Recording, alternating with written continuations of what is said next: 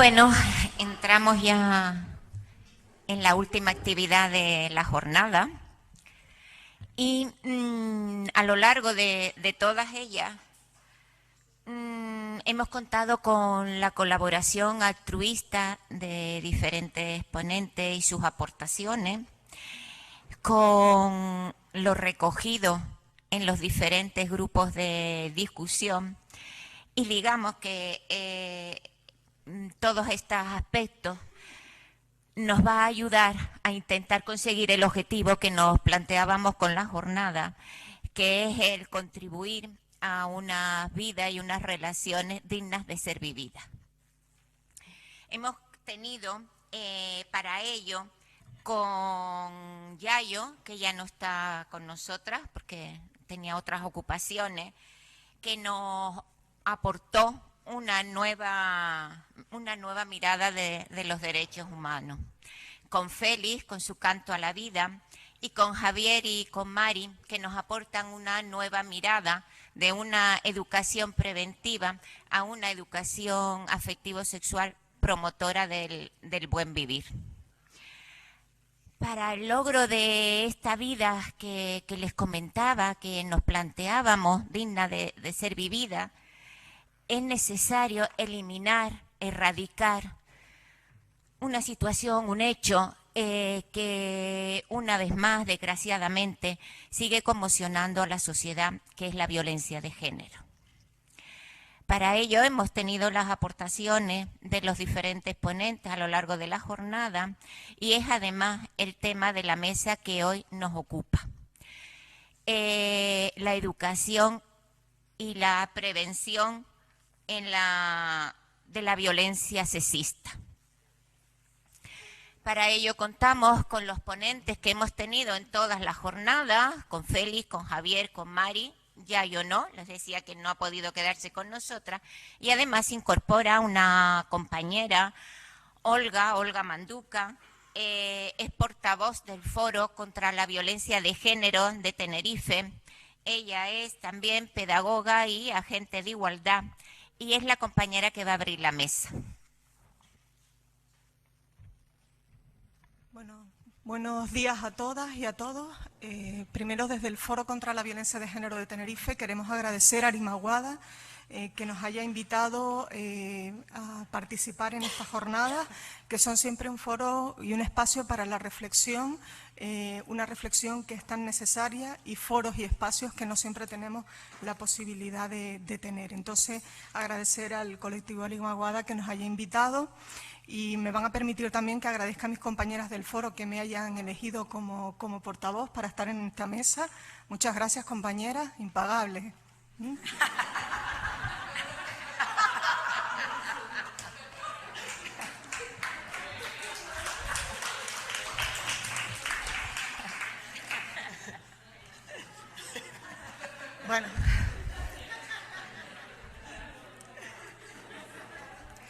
Bueno, de todas formas, muchísimas gracias. Era simplemente porque, bueno, yo me pongo un poco nerviosa y siempre empezar así con un punto de agradecimiento es interesante, ¿no?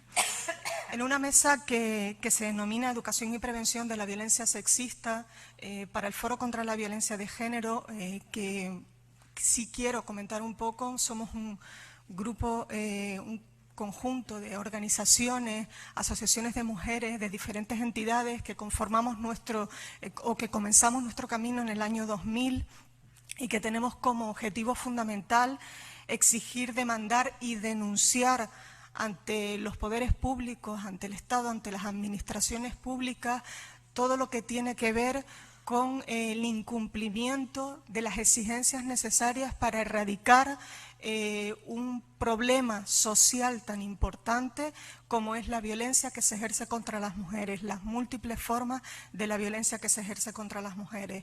Desde el Foro contra la Violencia de Género, las políticas preventivas son un eje fundamental para garantizar la eliminación de esas formas de discriminación, esa forma de manifestación de la discriminación que es la violencia que se ejerce contra las mujeres.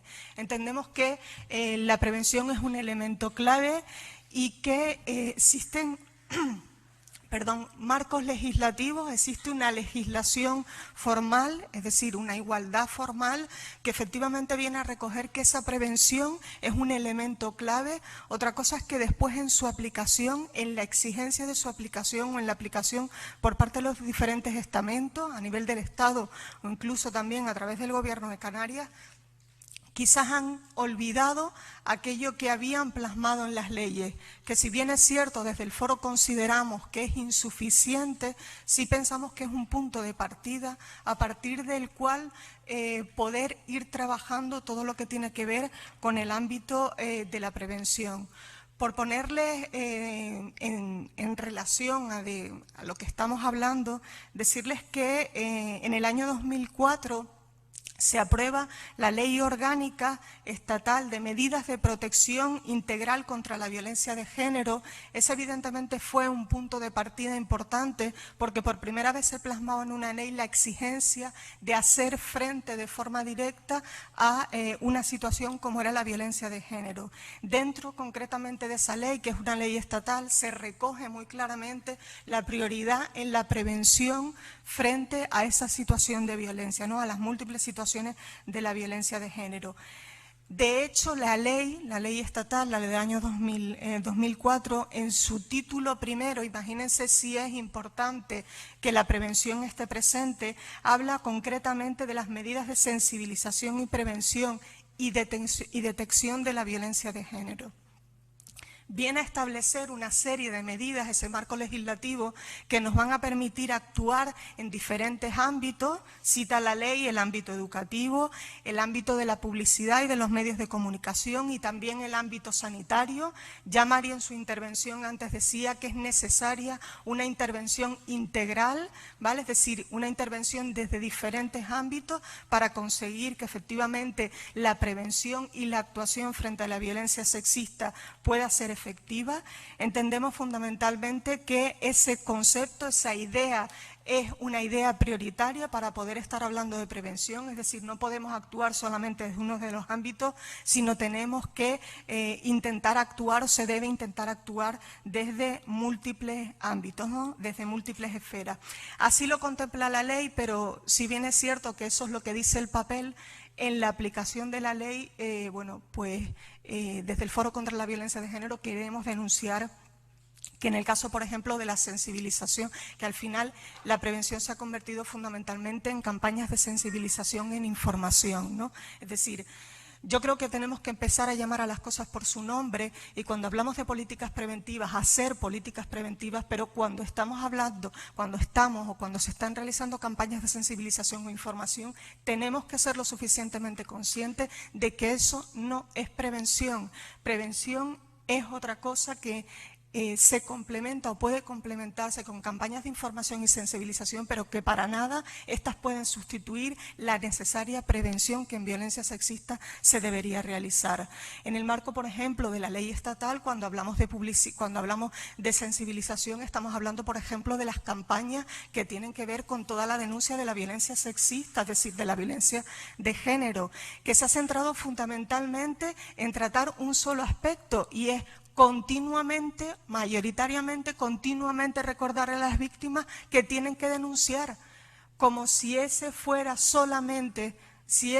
el único ámbito sobre el que tendríamos que actuar, ¿no? Es decir, esa sensibilización va dirigida mayoritariamente a recordarle a las mujeres que puedan estar en esa situación, que tienen que dar el paso hacia la denuncia, o bien responsabilizar o corresponsabilizar a las personas del entorno. Si ustedes recuerdan la última campaña que acaba de poner en marcha, en el ámbito estatal, se presenta una mujer que suponemos que es una mujer que está sufriendo una situación de violencia de género y resulta que continuamente las personas que se van encontrando por la calle, ¿sabes?, le están continuamente llamando a que denuncie, a que van a apoyarla, a que tienen los medios. Bueno, pues desde el foro queremos denunciar fundamentalmente eso, es decir, las campañas de sensibilización no son prevención, las campañas de información no son prevención y por lo tanto la exigencia tiene que ir en el sentido del cumplimiento de aquello que está establecido en el marco legislativo, que son políticas preventivas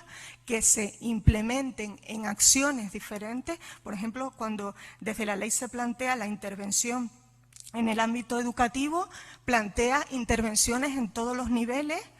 La eliminación, fíjense ustedes, ya lo contempla la ley y sin embargo no se está cumpliendo, la eliminación de los estereotipos de género en los materiales y los medios didácticos que utilizamos o que se utilizan en el ámbito educativo. Sin embargo, vemos continuamente como eso ni siquiera se está actuando en ese sentido. La tan necesaria formación del profesorado, ¿vale? Es decir, la posibilidad de que efectivamente cuando hablamos de prevención se cumpla aquello que la ley está estableciendo, es decir, que se forme al profesorado, que se revisen los materiales que se están utilizando en las aulas y que se pongan en marcha todas esas estrategias a todos los niveles educativos, es decir, tal y como contempla la ley viene a contemplar diferentes actuaciones en niveles educativos diferentes y actuando sobre objetivos y acciones muy concretas. Es decir, lo que exigimos desde el Foro contra la Violencia de Género, que se cumpla la ley, que esa exigencia tiene que ser una exigencia prioritaria, que cuando hablamos de políticas preventivas, esas políticas preventivas están diseñadas, no es una cuestión de desconocimiento. Antes alguien también decía en la mesa que tiene que haber voluntad política, por supuesto, porque creo que existe un marco legislativo que aunque no es el que querríamos, sí es cierto que existe, sí es cierto que lo están nombrando y sí es cierto que es necesario que eso comience a aplicarse para que efectivamente podamos hablar de políticas preventivas. En el caso de la ley canaria, que es una ley del año 2003, es una ley anterior a la ley estatal, se aprobó en abril del año 2003, que es de medidas de prevención y protección integral de las mujeres contra la violencia de género, pues evidentemente el Foro contra la Violencia de Género de Tenerife tiene que ser crítico con la implementación de esta ley. Primero, con el propio diseño de la ley. Fue una ley que se aprobó a todo correr sin contar con la participación de los colectivos que estaban directamente trabajando en ese ámbito. Esa fue una de las críticas fundamentales que desde los colectivos empezamos a hacer y desde el foro que ya estaba conformado se hizo claramente, es decir, la falta de participación de las entidades, asociaciones y colectivos que estaban trabajando directamente contra la violencia de género y que sin embargo no fueron llamados a participar y a colaborar en el marco de esta ley, es decir, en su aprobación, antes de su aprobación, que pudiéramos hacer las aportaciones. En el caso de la ley canaria hay muchas cosas con las que no estamos de acuerdo, hay muchísimas cosas con las que no estamos de acuerdo, pero sin embargo con el tema de la prevención, fíjense, la ley canaria también va a establecer un marco legislativo específico, un título específico que es el título 3, que hace referencia a la prevención y los va a llamar a través de la aplicación de programas de prevención frente a la violencia de género, ¿no? Es decir, existen referentes en la ley que evidentemente deberían estarse cumpliendo y que sin embargo no están cumpliéndose. La ley canaria va a hablar de medidas de detección, de medidas de estudio y divulgación, información y formación, pero también de medidas preventivas. Bueno, pues decirles que en la realidad del ámbito de Canarias estamos viviendo justamente todo lo contrario. Se están limitando a realizar acciones de información y sensibilización. Van a llamar a estas acciones de sensibilización e información medidas preventivas, es decir, están llamando medidas preventivas a aquellos que no lo son, a aquellos que simplemente son medidas de información y sensibilización. Por ponerles un ejemplo, en el caso de Tenerife, que es el caso del que el foro conocemos más, se han llevado a cabo, es decir, en las políticas de intervención en materia de violencia de género, los cabildos tienen delegadas las competencias para actuar. En el caso del caso de Tenerife, que es el que más conocemos, cada cabildo va a tener del presupuesto que se destina a prevención, a intervención en violencia de género, actuación en violencia de género, un porcentaje tienen la obligación de dedicarlo a políticas preventivas.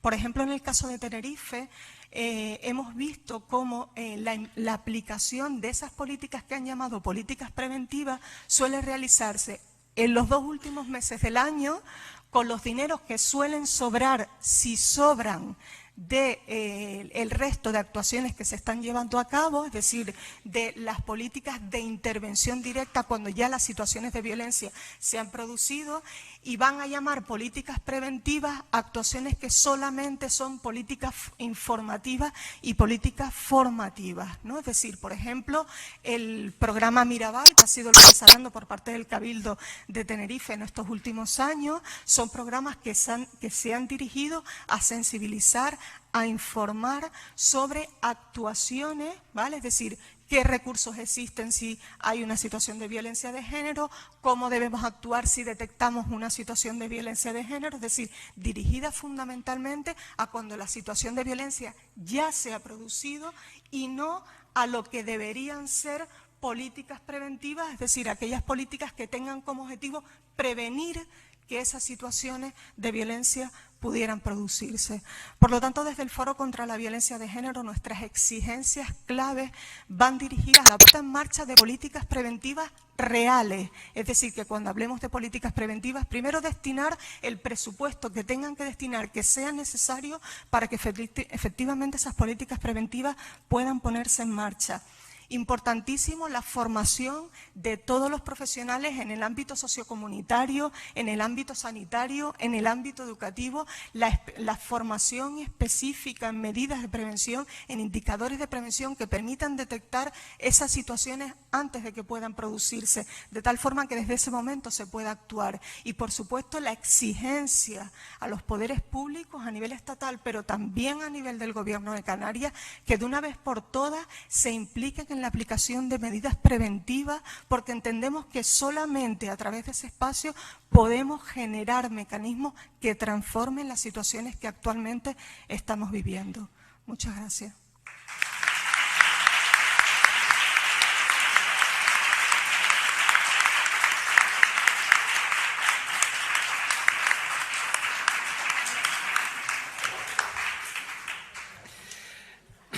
Bueno, voy a intentar en 10 minutos aportar alguna serie de ideas para el debate. A mí este debate de la violencia de género me parece complejísimo y con toda modestia, porque, en fin, aquí en la mesa hay personas muy competentes y yo desde las cosas que estamos haciendo os comento. En primer lugar, bueno, es una visión muy psicológica, muy centrándonos en el individuo en concreto, ¿no? La violencia se ha estudiado pues, fundamentalmente desde puntos de vista sociológicos, desde puntos de vista antropológicos, filosóficos incluso, pero bueno, yo creo que vale la pena también hacer una lectura desde la psicología individual. En el ámbito de la psicología también, bueno, pues hay muchos marcos, no nos ponemos de acuerdo, pues el psicoanálisis, yo qué sé, las pulsiones, la pulsión de vida, la pulsión de muerte, tal, no sé qué, la agresión, etcétera.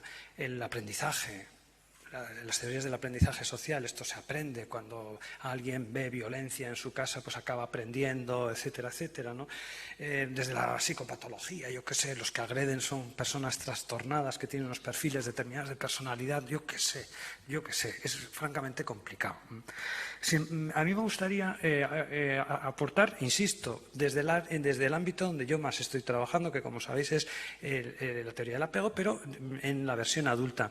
Del apego, yo os diría que es mucho más de lo que parece. A nivel popular, cada vez que se habla de apego, se habla pues de que eso tan bonito, del niño y la madre y tal, no sé qué, no sé cuánto, la sonrisa, no sé qué, no sé cuántos, esto que tanto nos han enseñado los evolutivos, que si los monitos, los dejarlos, de no sé qué, no sé cuántos, yo creo que se simplifica. La teoría del apego realmente es una teoría de la personalidad, es una teoría que nos explica cómo se construye, cómo se articula el edificio nuestro, el self, el yo mismo, ¿no? En términos pues, de autoconcepto, de autoestima, de seguridad y de inseguridad, ¿no? Desde ese punto de vista, el objetivo de toda persona es ser una persona con unos límites bien claros y con una capacidad de autonomía suficiente que le permita relacionarse con los demás, ¿no? Desde ese punto de vista, claro que es muy importante, claro que es esencial la relación entre el niño y la madre. ¿Por qué? Pues porque, vamos a ver, todos nacemos con un miedo atávico, todo ser humano, un miedo atávico a la pérdida, a la destrucción en definitiva. ¿Por qué? Pues por un hecho bastante simple, ¿no? formamos parte de estas especies, en la evolución de las especies, de las que nacen en precario. Es decir, si no nos cuidan, simplemente morimos, así de fácil, ¿no? Por tanto, tenemos todos de base ese miedo atávico. ¿Qué es lo que pasa? Que es precisamente en la relación,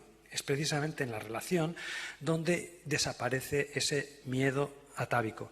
Mirad, al final, el yo se expresa en los modelos internos, ¿no? Y ahora que estamos acostumbrados a la informática y tal, diríamos, bueno, pues los modelos internos no son otra cosa que el sistema operativo que regula todas nuestras relaciones interpersonales.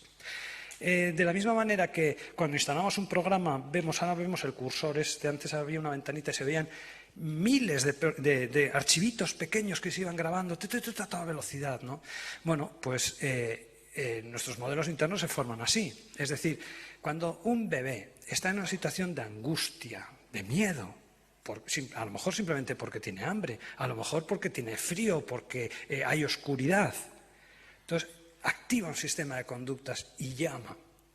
Y entonces, si a continuación hay una voz tierna, cariñosa, una mano, alguien que coge, que contiene, eso es algo muy simple. Es simplemente un ficherito, uno de esos miles que se graban. En la vida y en las relaciones, en la interacción con las figuras de apego, se van creando todos esos ficheritos. Claro, si un niño es abandonado, si los padres son negligentes, si el padre, la madre, quien sea, la persona significativa, no tiene la sensibilidad de leer adecuadamente el estado mental del bebé, pues ficheritos en sentido negativo que también se graban. Y al final la resultante que, bueno, pues la podríamos, hablando grosso modo, yo no soy de clasificar a las personas, pero bueno, para entendernos podríamos clasificar a las personas en seguras o inseguras. Entre las inseguras, pues algunas que tienden a evitar y otras que tienden a aferrarse exageradamente, ¿no? Que son dos formas diferentes de combatir ese miedo a la pérdida o al abandono. Bien, si damos un pasito más adelante, Bowlby, uno de los padres de la teoría, uno de los pioneros y de los que han ido indicando este camino, que hace ese esfuerzo de sintetizar el psicoanálisis y tal, con la etología y con otros ámbitos científicos, dice, bueno, pues que la ira es funcional. O sea, hay un tipo de ira que es funcional, que se activa para restablecer un equilibrio. Es decir, cuando uno tiene miedo a la pérdida o al abandono, se activa la ira, que en principio es positiva, porque estaría diseñada para restablecer un equilibrio que se ve en riesgo.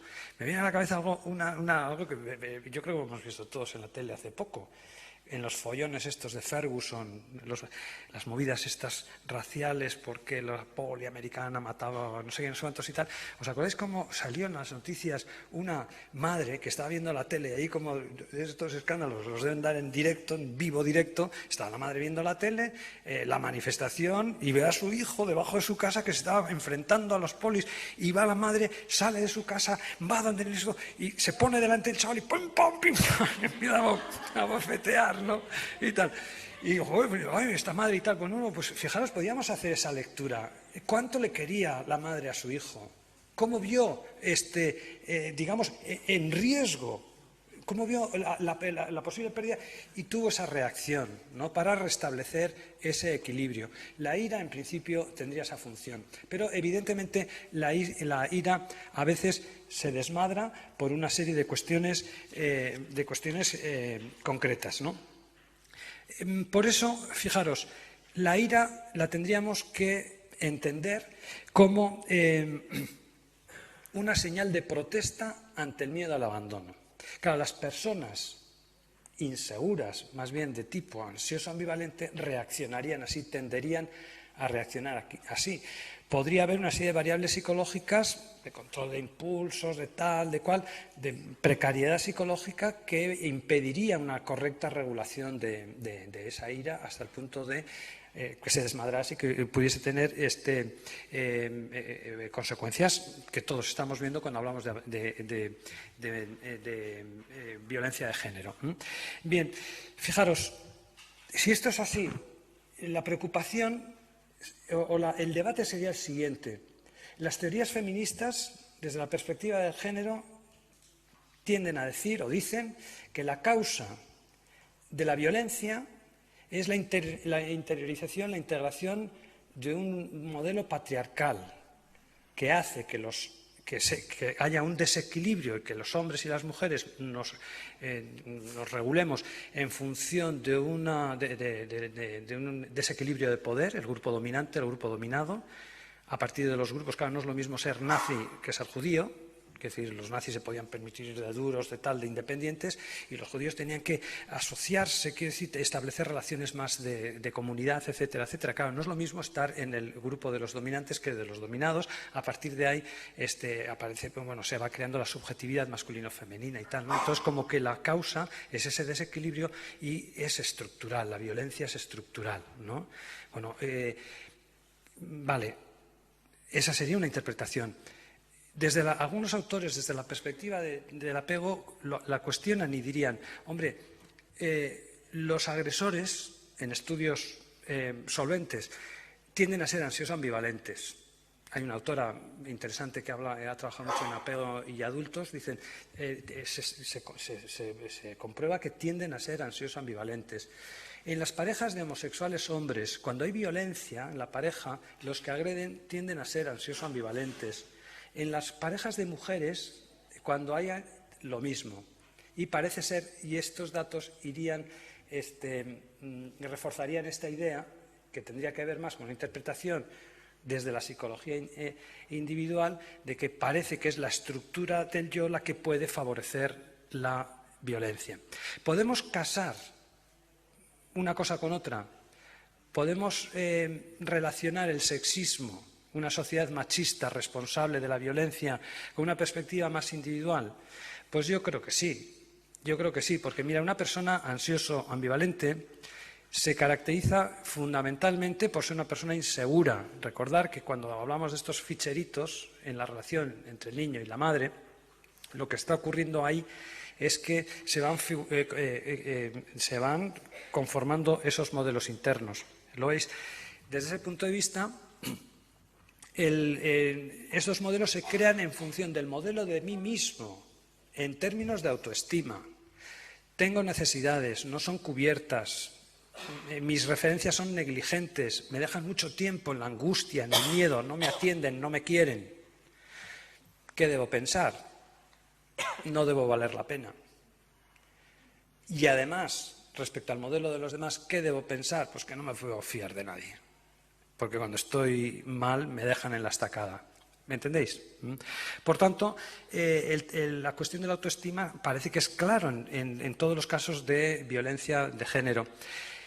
Yo creo que las personas que estarían así sería una interpretación, insisto que esto es muy complicado de analizar y de explicarlo.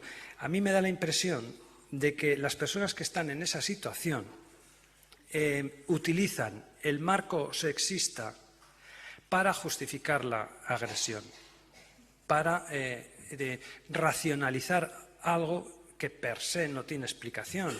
¿Por qué presionas, acosas y acabas agrediendo? ¿Ese comportamiento es execrable? Pues, bueno, probablemente se utilice el marco, digamos, el marco, ese telón de fondo sexista para justificar la agresión. Voy terminando. Fijaros, un ejemplo muy clarito está en una película que a mí me parece magnífica, que es Te doy mis ojos, de Itziar Boyain, ¿no? Donde hay unos rasgos sobre el perfil del agresor, ¿no? Es un don nadie en su familia, tiene un hermano exitoso, triunfador, que tal y igual, ¿no? Entonces es como que en esa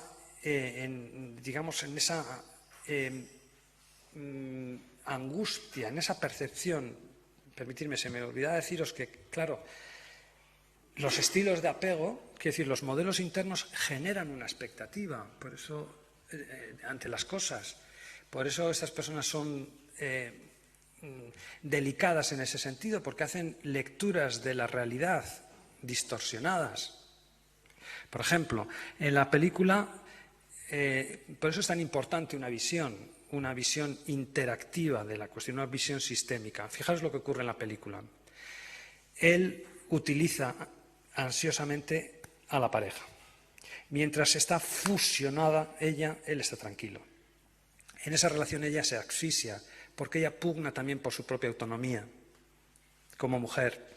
Entonces se distancia, empieza a mostrar interés por su vida profesional. A medida que ella muestra interés por su propia vida, él, que está vigilante, ¿no?, genera esa expectativa de que me va a abandonar, la voy a perder. Entonces empieza a cabrearse. Recordar, suavemente al principio, malos tratos en casa, gritos, riñas y tal, que va increciendo hasta que se desencadena la violencia, ¿no?, la agresión. Entonces, cuando la agrede, ella se asusta y cede y vuelve. Es como un péndulo, ¿no? Y vuelve, y vuelve, y vuelve. A medida que él vuelve, esa expectativa de abandono desaparece y él se tranquiliza y se estabiliza. Y entonces aparecen estas cosas de perdóname, no me voy a, en fin, no te voy a pegar más, no se va a volver a repetir, etcétera, etcétera. Vale, a partir de ahí, ella en esa situación vuelve a asfixiarse en la relación, necesita su autonomía y entonces trata de separarse otra vez y eso vuelve a activar la agresión y así sucesivamente hasta el infinito. ¿Lo veis? Por tanto, digamos, de cara a la prevención, a mí me parece que esto es realmente interesante, porque de cara a la prevención creo que convendría plantearnos estas cosas. En el ámbito escolar y en cualquier otro ámbito, ¿no? La mejora de las relaciones, el cultivo de los valores.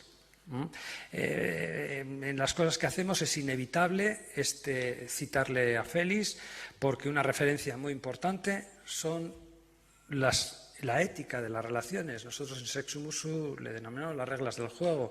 Tú en las relaciones con tus iguales puedes hacer más o menos lo que quieras, siempre y cuando aceptes las reglas del juego. Trabajar la calidad de las relaciones,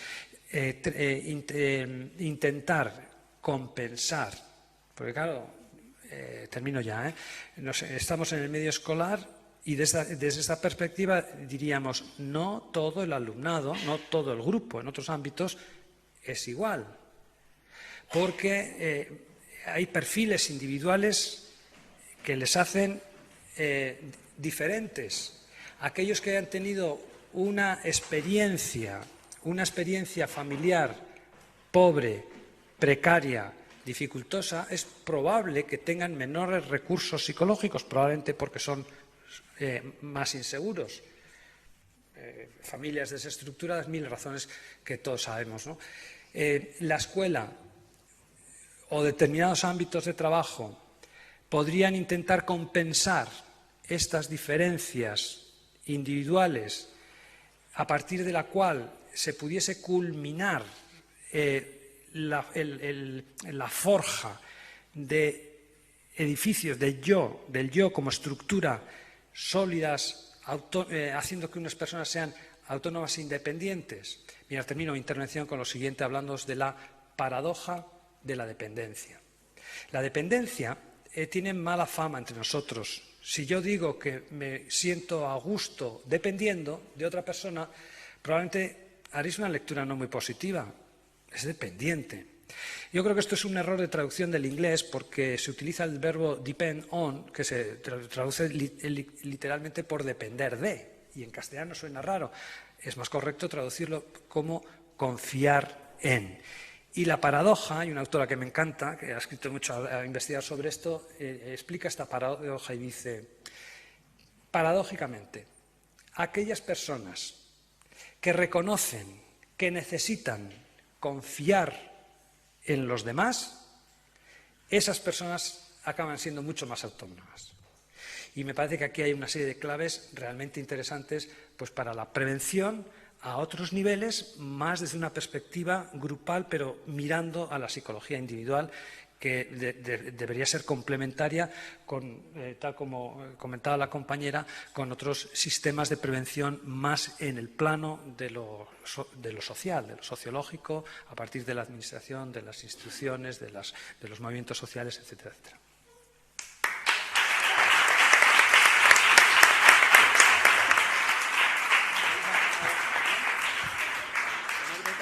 Bueno, muy bien. Bueno,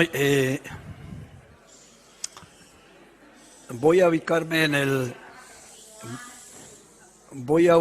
planteamiento, yo creo, general de la mesa y muy en concreto del que ha hecho la primera interviniente, en el cual todos estaremos de acuerdo, venimos del ámbito educativo, que el reto enorme y por hacer es la prevención. Y dentro de ello no voy a tratar todo el tema de violencia de género, sino violencia de género en el campo sexual. Es decir, que voy a ser más concreto.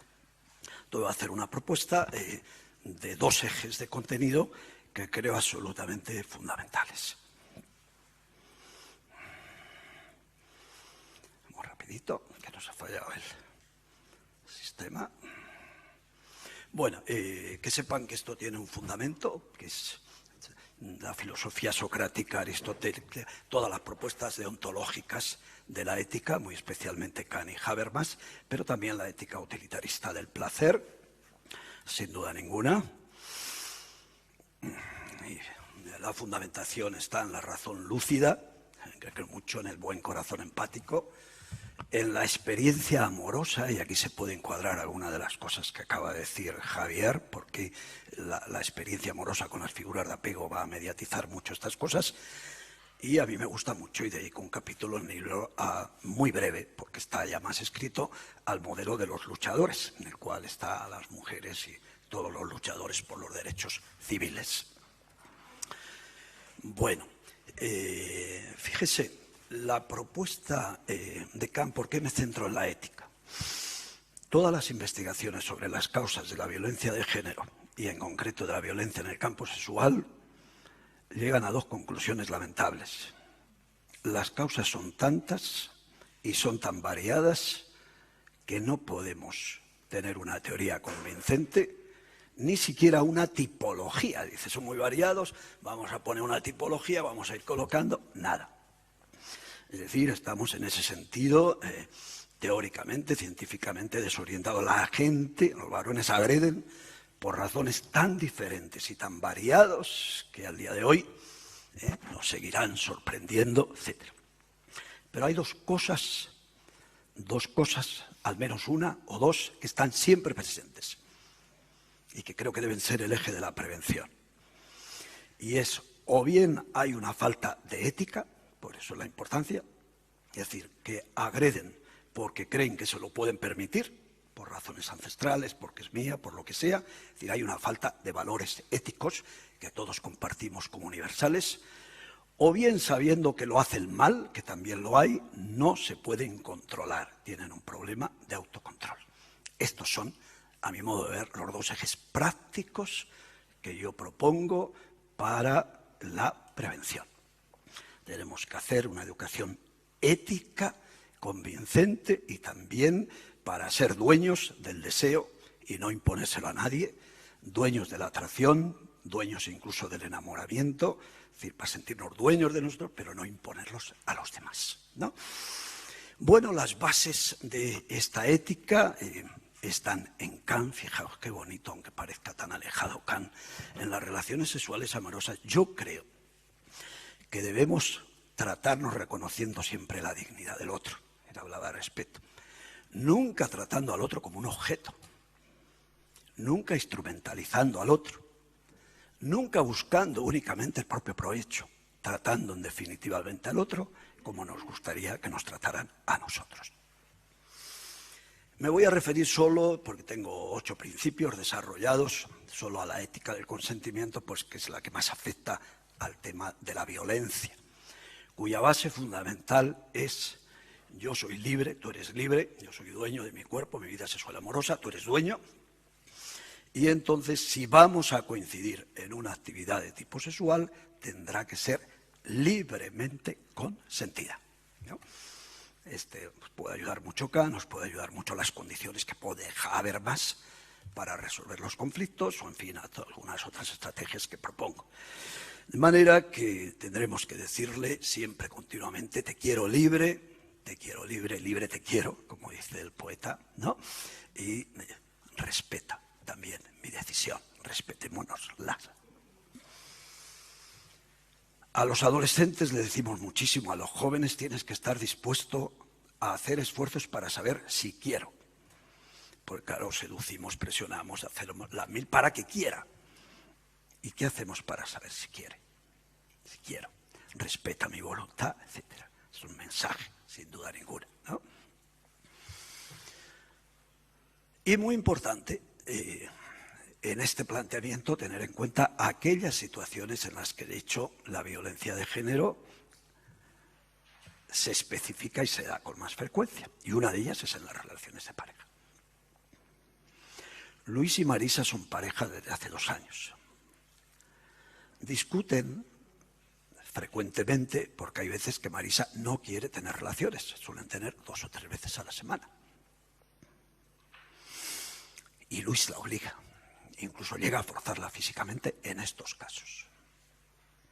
Cuando ella se niega, él le dice: eres mi pareja, no puedes negarte. Esta es la forma, esta y la violación por un amigo, que dice ya es demasiado tarde, hemos demasiado lejos, es la forma más habitual de violación. La forma más habitual no es ese loco del enganche que hace no sé cuántas, que sale en la prensa, que también existe ese tipo de agresor, pero es esta es la vida real.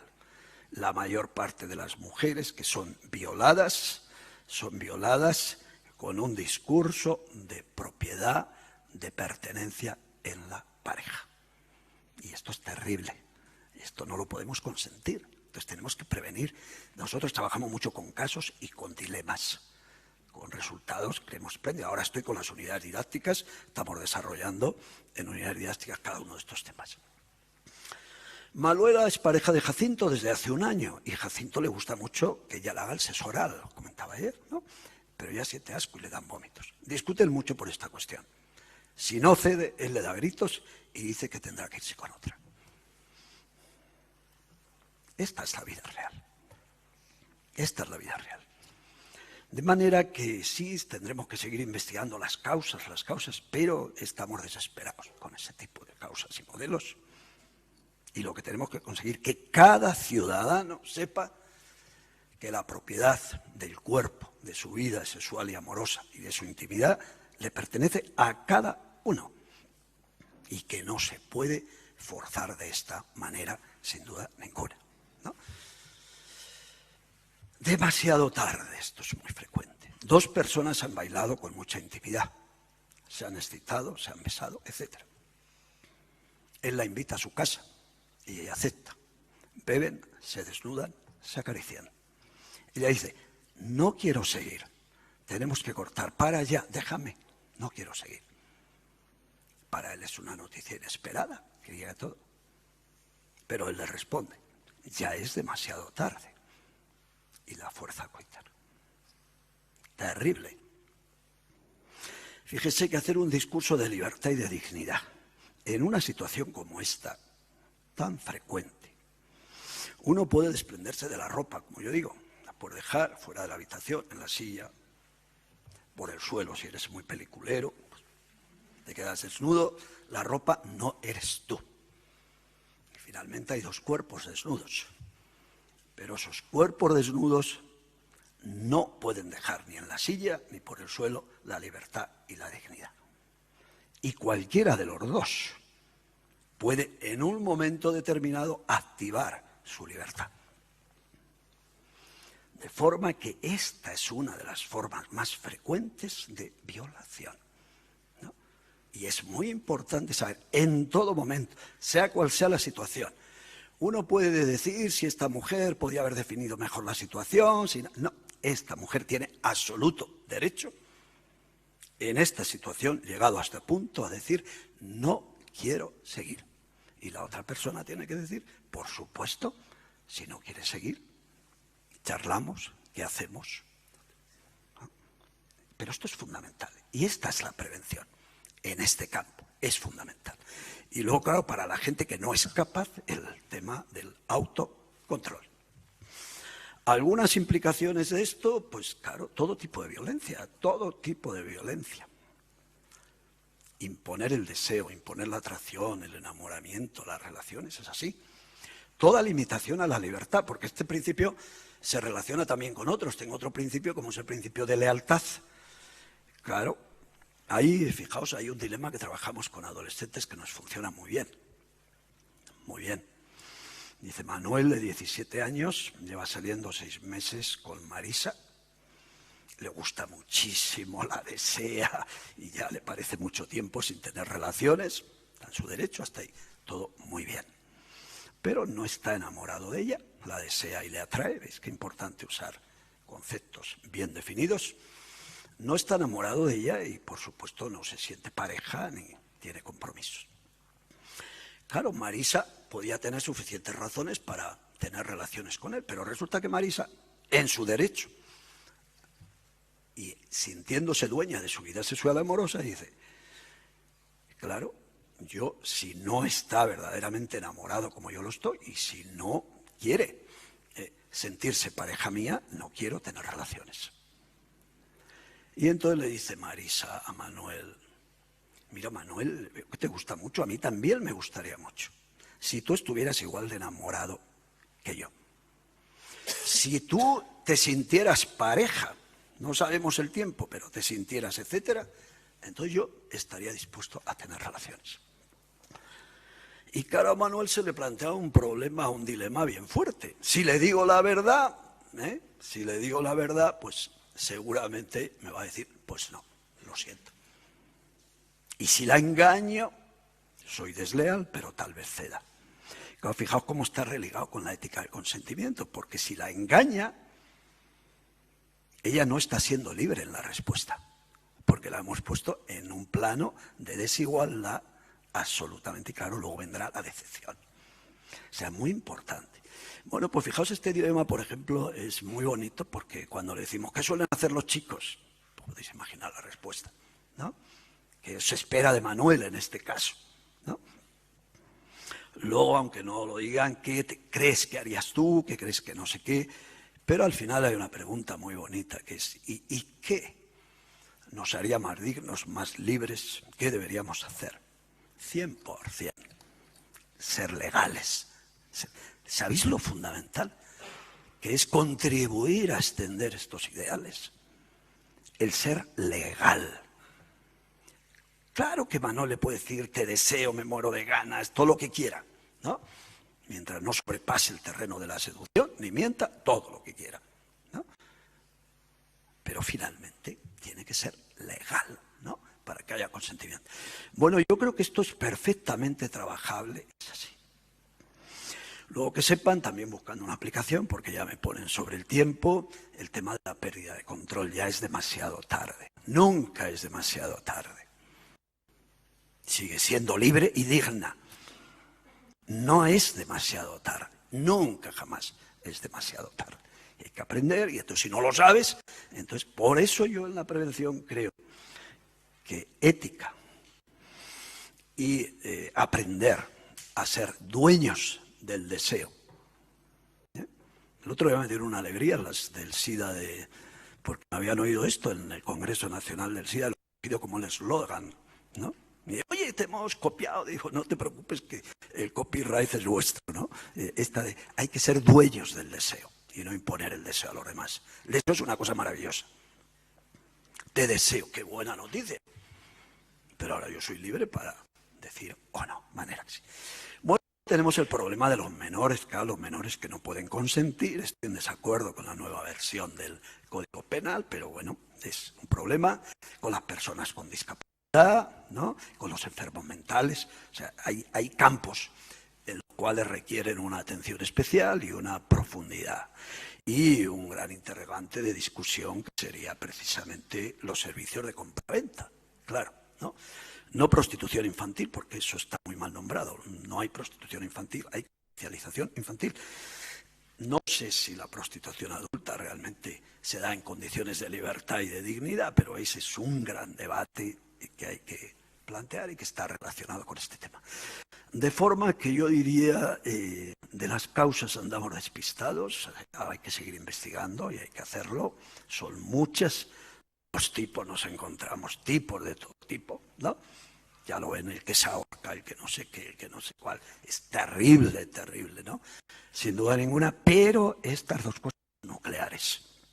Si conseguimos que la gente tenga una ética argumental en favor de la dignidad y la libertad y aprenda a no cometer el error, ¿no?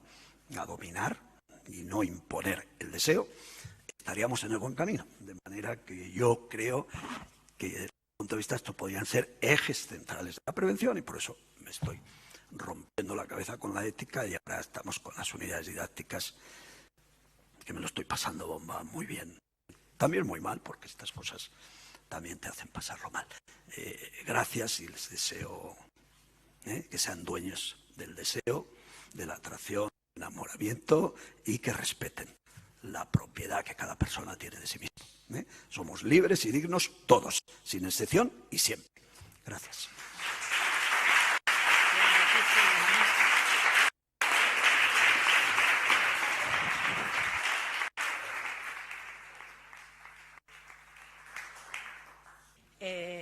Bueno, solo en principio plantear que lo que vamos a intentar desde el colectivo Arimaguada es lanzar algunas reflexiones a debate sobre cuáles deben ser algunas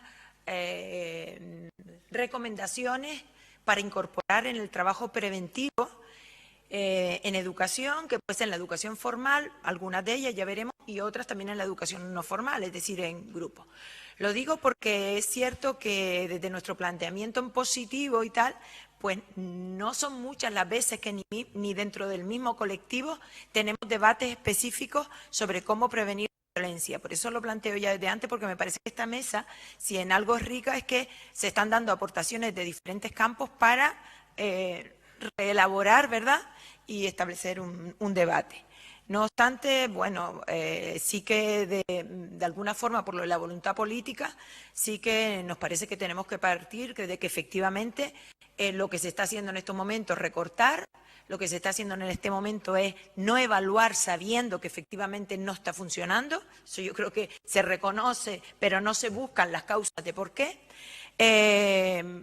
Constantemente sumamos las muertes a las estadísticas. De verdad que a mí ya lo siento, pero me repite muchísimas veces el tema del minuto de silencio y además se sermonea sobre el tema de la responsabilidad de todos y todas en acabar cuando parece que es que todos tenemos el mismo nivel de responsabilidad. Se ignoran compromisos con Naciones Unidas, se provocan muertes precisamente por no poner las medidas. Se presenta incluso en muchas de las veces el tema de la violencia sexista como una fatalidad inevitable, es decir, es que no sabemos, o frente a eso se pone en marcha, a raíz del tema de la muerte trágica de La Palma, pues ustedes verían no sé cuántas declaraciones, ¿verdad?, de vamos a poner en marcha inmediatamente programas, y cuando centras en ellos ves que son acciones absolutamente puntuales y deslavazadas, que de antemano ya sabes que no van a cumplir con esa finalidad, ¿no? Por lo tanto, la conclusión es evidente hipocresía, ¿no? Es decir, en ese marco, ahí lo poníamos como un artículo que presentamos, que un profundo desgarro se intenta curar, ¿no?, con una tirita, y sabemos que no lo va a hacer. Esto lo voy a pasar porque va a partir directamente, porque, bueno, compartimos bastante el análisis del foro, y plantear ya en el ámbito educativo, partiendo con Félix la necesidad de instaurar un sistema ético en las relaciones afectivas y sexuales. Entendemos, y por lo que el compañero antes planteaba el tema de la escuela, sirve o no sirve, evidentemente es necesaria una transformación social, y esta requiere a su vez de una transformación educativa a todos los niveles, ¿no? Puesto que los distintos grupos en los que nos socializamos, en estos momentos seguimos reproduciendo una sociedad no igualitaria, ¿no? Y a su vez, junto a esto, hemos de prevenir desde una visión positiva. Ese era el marco en el que nos movemos. Pero, nos vamos, ¿qué personas queremos educar entonces desde ese planteamiento? Pues todo lo que se ha venido diciendo en la jornada, ¿verdad?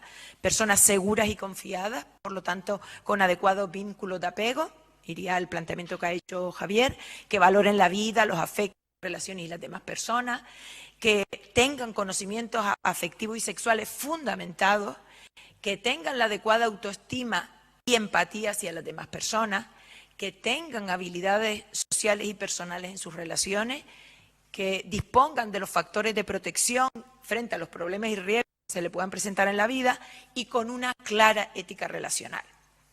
Eso es lo que queremos conseguir y además sabemos cómo. Es decir, yo digo, no es verdad que por lo menos no sepamos caminos, que no tengamos claras líneas de por dónde andar. Lo que hace falta es tener voluntad política, social y poner los medios para llevarlo a cabo. Por lo tanto, si efectivamente consiguiéramos esto, pues tendríamos personas que puedan vivir relaciones diversas, sin jerarquía, sin imposiciones, sin desigualdades, con libertad para comportarse, sin las restricciones que imponen los mandatos tradicionales de género, con control sobre su vida, con relaciones gratificantes y por lo tanto, ¿verdad?, en estas relaciones no cabrían las relaciones que incluyan la violencia sexista. Bien, nos atrevemos ya aquí a pisar tierra, ¿no? Y a decir, bueno, pues algunas orientaciones planteo y vuelvo a insistir en que son a debate. Lo primero, si estamos dentro de un ámbito puramente escolar, sería ponernos de acuerdo en qué escuela queremos y llevarlo a la práctica. Nosotras creemos que es importante que la escuela incorpore la coeducación como sistema, ¿no? Es decir, un modelo donde niños y niñas puedan tener posibilidades de desarrollo amplio, sin tener el peso o la restricción de las imposiciones sociales de género. En el tema de la coeducación es verdad que llevamos muchos años andando y hay muchos temas que aunque no están resueltos, sobre los que hemos hablado mucho, el lenguaje, la ocupación de espacios, el techo de cristal, pero sí hay uno, creo yo, en el cual debería de ser en estos momentos, siglo XXI, el importante yo creo que son las relaciones afectivas y sexuales. El ámbito afectivo y sexual, desde la perspectiva de la coeducación.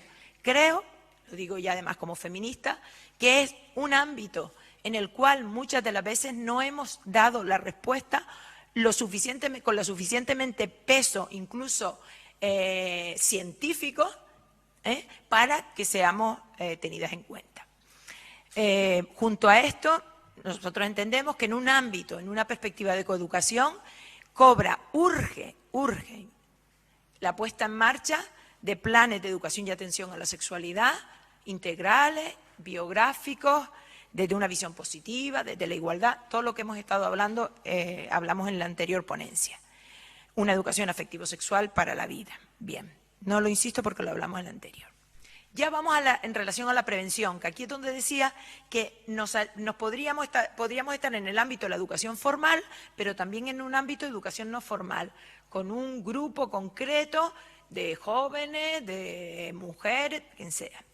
El primer aspecto que creemos es que debemos de generar centros, aulas, espacios, grupos libres de violencia. Es decir, yo voy a hacer mucha hincapié seguro al tema del ámbito escolar porque es donde me muevo, pero ustedes son capaces seguro de trasladar. No normalizando la violencia, el no es el no. Muchas de las veces en la escuela, desde niños y niñas pequeños, cuando nos vienen incluso en el recreo a demandar, muchas de las veces decimos, eso no tiene importancia, sigue. Cuando a lo mejor para esa persona sí está siendo muy importante y cuando a lo mejor en esa situación tenemos que reforzar, no estoy hablando de imposición, estoy hablando de acercarte y por ejemplo decirle, ¿qué ocurre? No, es que está jugando, está tal, era una broma. ¿Él o ella quiere? No. Entonces ahí acaba lo que decía, yo tengo el deseo de hacer esto, pero no quiere, entonces ahí acaba el no es el no. Que sería atendiendo al alumnado cuando nos pide apoyo. Respetando y apoyando el decidir quién, cuándo y cómo quieren relacionarse. Yo creo que hay que incorporar actividades que supongan el intercambio corporal, el tocarnos, el besarnos, el abrazarnos. Pero también hay que respetar los procesos personales de los niños y niñas jóvenes que tenemos delante y no imponerlos.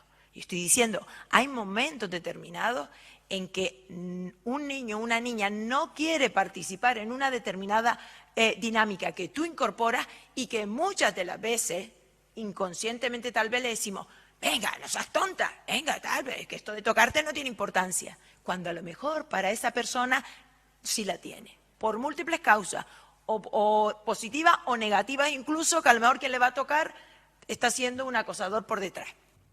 Entonces, incorporarlas, pero desde el respeto a la persona, rompiendo silencio. Hay que dar voz, hay que crear espacios de diálogo donde tengan la seguridad de que pueden plantear las situaciones que están viviendo de interrelación y que van a tener respuesta positiva, respuesta transformadora, pero desde el respeto a unos y a otros. Las asambleas de aula a mí me parecen que son la base, hablando de ámbito escolar. El grupo, cuando estoy con un grupo, la valoración es constante, donde quede que lo que aquí hablamos lo vamos a hablar desde la sinceridad para el avanzar y el transformar. Visibilizando conductas positivas. Ayer Charo lo preguntaba, y yo creo que hay que hacerlo muchísimo. Al revés, hay que dar modelos. Y hay que dar además modelos positivos, porque los negativos los tienen muchos, los negativos los tienen constantemente a través de los medios y se los estamos dejando en sus manos. Entonces, todas aquellas conductas positivas que se puedan reforzar o que el grupo pueda reforzar, hay que dar espacios para hacerlo. Y me estoy refiriendo desde conductas de solidaridad. En la asamblea, yo siempre hago el felicito, crítico, propongo, ¿no? Yo además con el crítico digo, cada crítica tiene que llevar una propuesta de mejora, siempre. Pero en el felicito es, ay, pues mira, felicito que fulanito esta semana me ayudó, yo no sabía tal cosa y me ayudó. Y entonces tiene un espacio donde tú dices, uy, qué bien, ¿verdad que tú te sentiste bien? ¿Verdad que se sintió bien? Y además vas ofreciendo y reforzando modelos positivos de mujeres y de hombres. Reforzando también a quienes sufren alguna agresión o piden ayuda y a quienes apoyan a esas personas. No se les puede dejar solo, no se puede dejar solo además a una persona que ayuda. Yo siempre les planteo, y creo que debe ser el planteamiento, es valiente la persona que es capaz de verbalizar para buscarle solución a una situación que no te está gustando, que te está agrediendo, que te está molestando. Y además hablamos de conductas, no de personas. Hay conductas, actitudes que tenemos que cambiar y que el grupo puede ayudar a cambiar. Entonces, el establecerlo, objetivizarla y razonarla desde la ética de las relaciones es lo que podrá ayudar a que efectivamente se cambie. Incorporándola globalmente en el aula, no solo yo a nivel personal, porque todo el mundo dice, ay, pero si yo... No, también en tu comportamiento como docente o como coordinador del grupo, en aquello que permite y no permite, en aquellas conductas que se te pueden dar en el aula o que tienes que parar en determinados momentos o pasar a analizarlas. Con coordinación entre todas las personas que interactúan. Hablamos de centros, decíamos espacios que favorezcan la convivencia positiva, espacios libres de violencia. Y son muchas las personas que interactuamos. Entonces, tiene que haber una coordinación. No puede ocurrir que efectivamente conductas que tú les estás planteando ante las que tienen que reaccionar, luego lo hagan en el ámbito del comedor, en el rato del comedor o con otro profesor y que efectivamente no haya el mismo planteamiento. Lo ideal es decir cuáles son las bases para esta convivencia. Seleccionar metodologías adecuadas, ya lo hablamos antes. Cuidado con enseñar coeducación, educación afectivo-sexual, educación ambiental, sin ellos o ellas. Es decir, los talleres, las charlas, desde nuestra perspectiva, tienen que, esas actividades puntuales de información y sensibilización pueden y deben estar. Lo que pasa es que te tienes que plantear o el objetivo que tienes o formar parte de un proyecto más global. Pero tienen que estar engarzadas en un proyecto donde sean ellos los que están participando directamente. No se trata de decir lo que es bueno o lo que es malo. Vale. Lo que es bueno, lo que es malo, no puede haber, sería el modelo desde nuestro punto de vista moralista, sino promover, ya lo desarrolló Javier, que sean competentes. El tema de la participación comunitaria también nos parece muy importante. Y, a ver, rápidamente, porque esto a mí me parece que también es importante. En distintas investigaciones que se están haciendo también, bueno, por un grupo que se llama CREA, bueno, en distintos lados, pero mucho en Cataluña, se han atrevido a detectar también algunas cuestiones como importantes para trabajar en la prevención de violencia. Rápidamente. Abordar las características de la violencia, del ciclo, de las causas y de los mitos existentes, deconstruir las ideas estereotipadas y erróneas. Tenemos que trabajar con los mitos que hay sobre el tema de la violencia sexista y sobre lo que es ser mujer y lo que es ser hombre. Desarrollar, a mí esto me parece muy interesante, que muchas veces no lo hacemos, desarrollar gustos y preferencias por modelos de personas con valores igualitarios. Bueno, se han hecho muchos estudios donde la atracción hacia el modelo masculino violento está ahí, es decir, vale, mi madre me dice que tenga un novio que sea buen chico, vale, cuando vaya a tener un novio, cuando me vaya a estabilizar lo tengo, pero mientras tanto tengo tantas relaciones o me acerco a este modelo que me es más atractivo, que es más divertido, que está más reforzado realmente socialmente.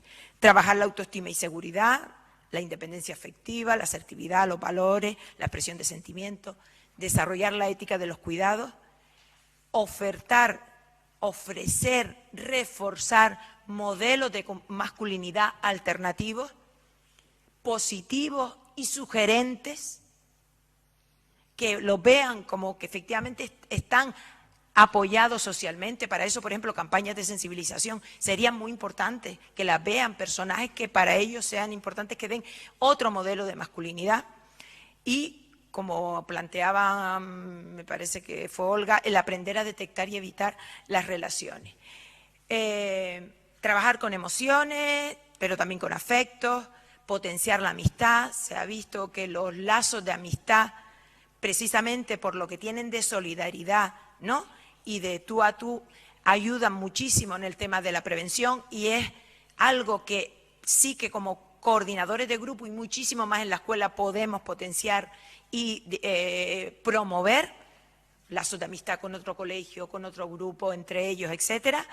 Abordar los afectos sexuales, la toma de decisiones razonadas, la capacidad de elección, trabajar la capacidad de elección. Aquí unimos otra vez con lo que Félix decía, ¿no?, basada en argumentos, distinguiendo tipos de elección y cuál es positiva, ¿por qué? ¿Por qué yo voy a elegir a este y no a este otro, o a esta o no a este otro? Y tomar conciencia de cómo la elección debe estar guiada sobre todo por los valores del buen trato y del bienestar. Ya acabo, Lola. No voy a, ya lo dejo para otro momento entonces. Redundan un poco en la identificación de las personas atractivas, los modelos violentos, intentar ver por qué los debemos de rechazar. Y aquí planteamos, es necesario que reivindiquemos formación, está claro, es decir, en el ámbito escolar y en el resto de ámbitos. Necesitamos, además, desde los distintos ámbitos, unificar criterios, directrices y protocolos, y necesitamos poder detectar y saber transformar las interacciones que conducen a vincular la atracción y la violencia, y también las que conducen a vaciar de atractivo a la violencia, para poder actuar sobre ella. Hacen falta otros modelos de vida y de relaciones que no dañen a los seres humanos, que sean dignas de ser vividas. Y ello requiere, volvemos al inicio de la jornada, que las necesidades humanas estén en el centro de la acción política, requiere recursos y voluntad política, y en su exigencia estamos. Muchas gracias.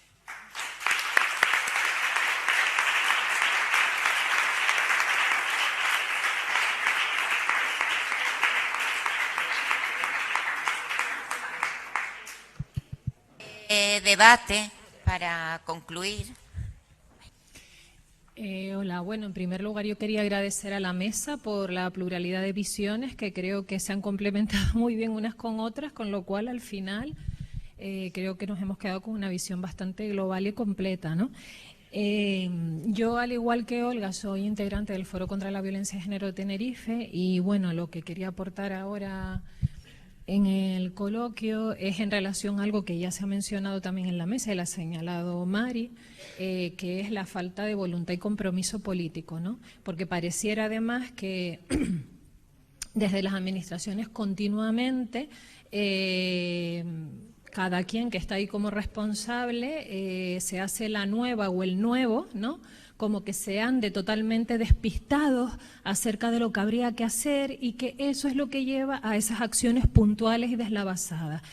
Y nada más lejos de la realidad, es decir, que no nos engañen con eso. Eso es una postura que se está adoptando porque no se quiere hacer el compromiso político de invertir los presupuestos que hay que invertir y dotarse de la filosofía de la que hay que dotarse para llevar a cabo las actuaciones que ya están más que estudiadas, programadas, puestas sobre el papel, ¿no? Y entonces, yendo a lo que mencionaba Olga, ¿no?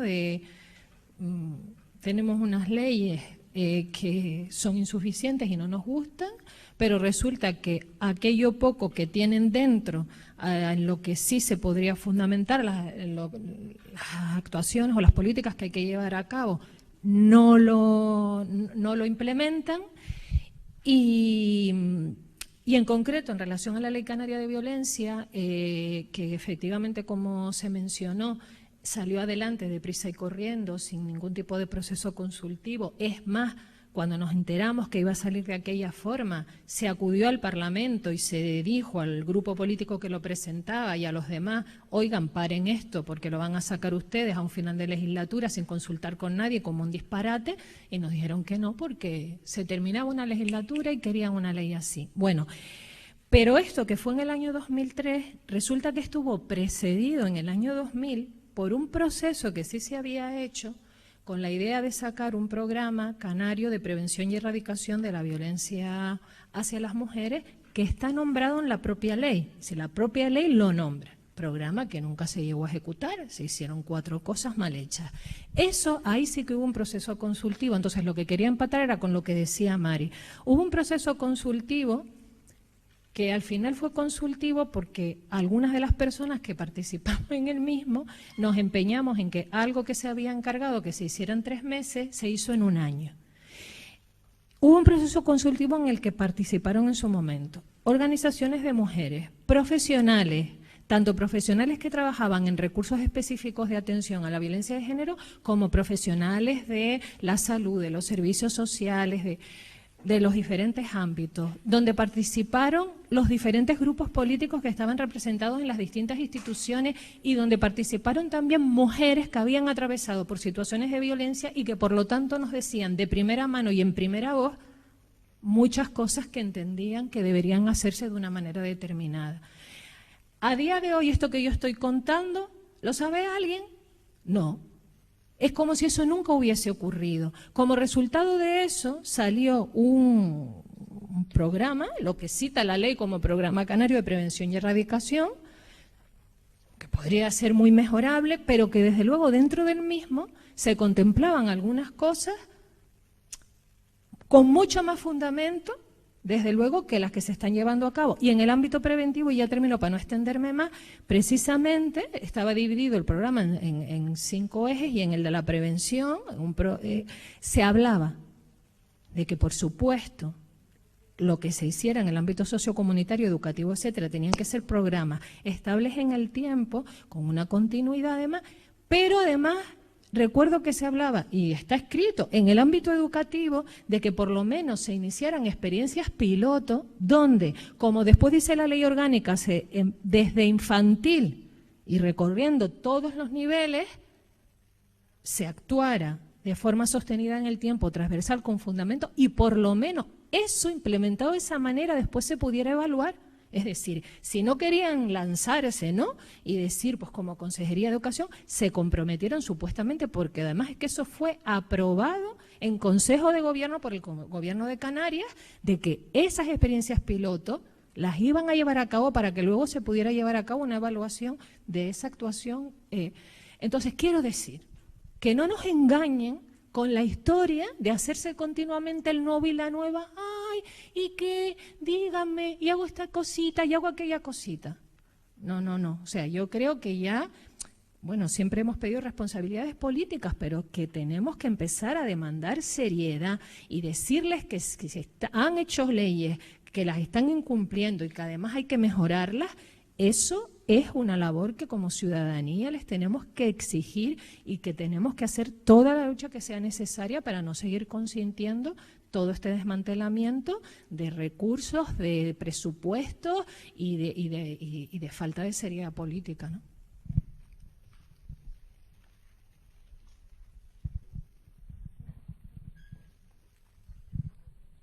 Bueno, primero que nada, darles gracias por la lucha y después preguntarles qué piensan de la violencia de género en personas del mismo sexo. Así por encima, algo que es un poco profundo, pero un poco su opinión.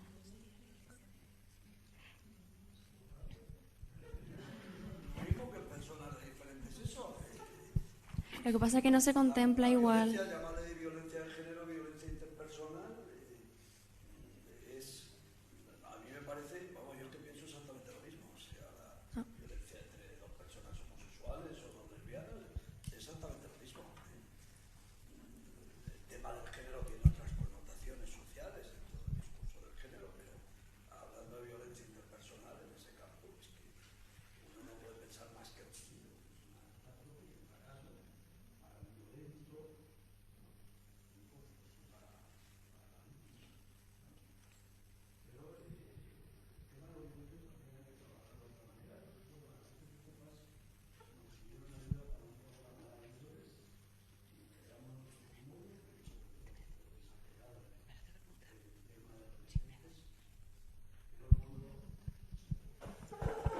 Era un módulo estratégico y de contenidos que titulábamos Lo que te estás perdiendo lo mejor, ¿no?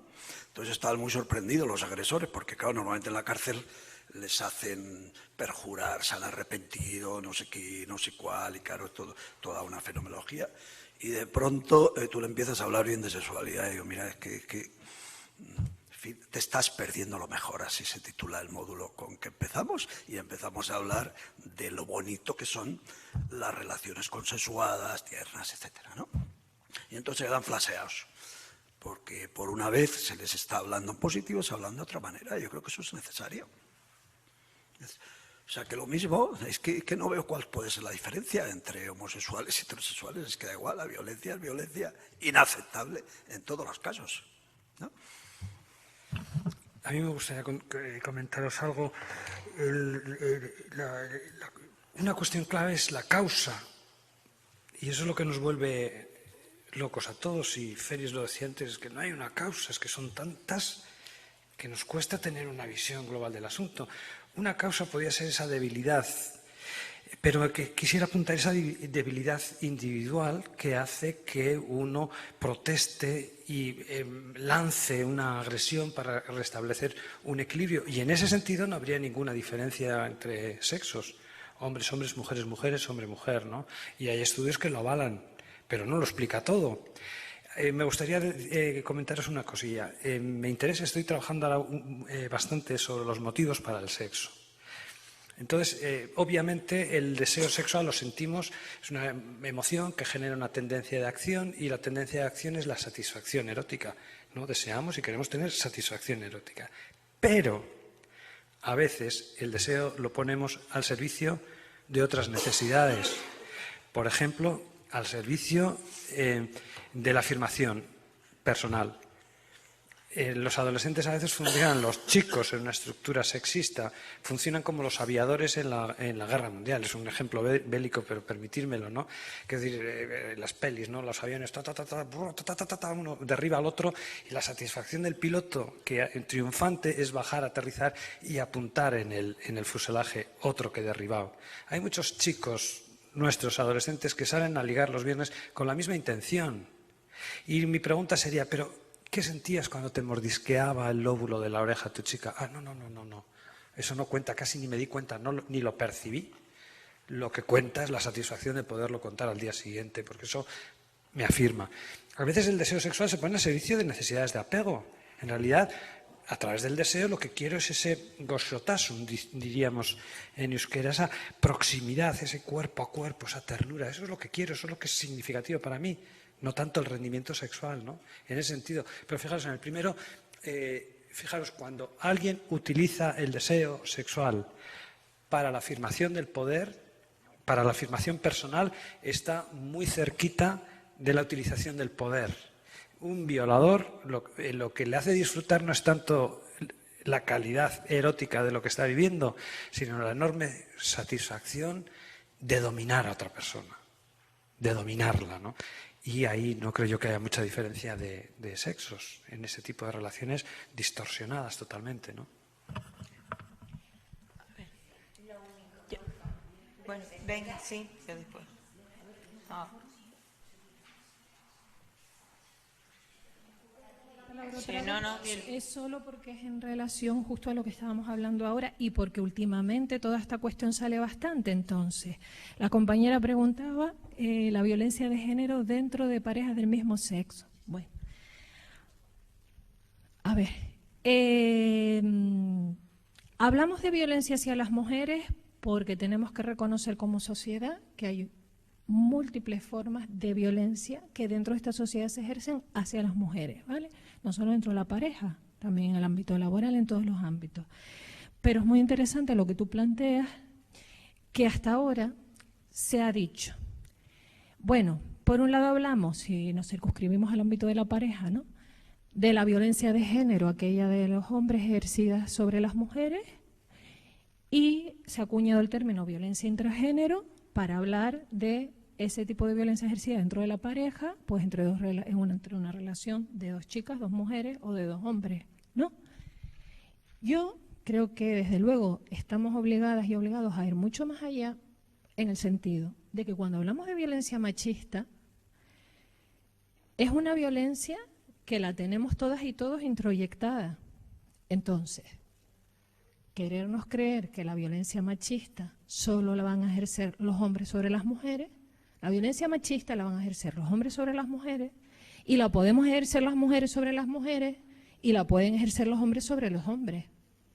Y hay un núcleo común que estamos, en el que estamos siendo socializadas y socializados dentro del patriarcado, ¿verdad?, que nos tiene que llevar a cuestionarnos todo esto mucho más de fondo. O sea, a mí cuando se da esta respuesta de la violencia intragénero y la violencia de género no tienen nada que ver, no sé dónde nos sacamos eso. Porque si yo tengo una relación de pareja con una mujer o un hombre tiene una relación de pareja con un hombre, como en los términos en que se esté llevando a cabo esa relación afectiva, ¿dónde está aprendida? ¿Cómo se han creado todas esas, esa ética relacional? ¿Dónde se ha creado todo eso? Ahí hay un núcleo común. ¿Cómo vamos a estar diciendo que la violencia intragénero y la violencia de género no tienen nada que ver entre sí? No, yo creo que es al contrario, que ahí hay un núcleo muy común, ¿no? Y entonces, y perdonen que haya tomado la palabra, es que lo hago porque hay toda una controversia muy grande con todo esto que a veces creo que de forma muy simplista intentamos liquidar diciendo que una y otra no tienen nada que ver. Y yo creo que ahí hay que profundizar mucho y decir que sí que tienen mucho que ver y a ver cómo desenmarañamos todo eso, ¿no? Por eso intentamos, incluso en el lenguaje, yo generalmente intento hablar más de violencia sexista y machista que de violencia contra las mujeres, yo personalmente. Que también tenemos que reconocer la violencia contra las mujeres, sí, porque sabemos sociológicamente que sí, se está asesinando, sí, sí, sí, sí, sí, sí.